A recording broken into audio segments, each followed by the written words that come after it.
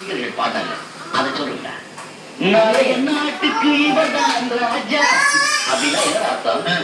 என்னை வருங்கால முதலமைச்சர்னு சொல்றாங்க. மாறிட்டாங்க. இதை போய் பெருசா எடுத்துக்கிறீங்களா? தொண்டர்களோட உணர்ச்சியை மதிக்க வந்தான தலைவன். அதனாலதான் நான் புதுசா ஒரு கட்சி ஆரம்பிக்கலாம் முடிவு பண்ணிட்டேன். ஐயா, இன்னொரு கட்சியா? நாடு தாங்க இருக்கிற பொழப்ப கெடுத்துக்காதீங்க. வெறும் நடிகா இருந்தா பணம் புகழ் மட்டும் தான் கிடைக்கும். சீஃப் மினிஸ்டர் ஆயிட்டா அந்தஸ்து பணம் புகழ் எல்லாமே கிடைக்கும். அதுக்கப்புறம் நான் வச்சது அந்த சட்டம். அரசியல் தலைவராக உங்களுக்கு என்ன தகுதி இருக்கு? என் எச்சல தின்னுட்டு எனக்கே என்ன தகுதி இருக்குன்னு கேக்குறியா? அண்ணன் நான் சொல்லுவேனா?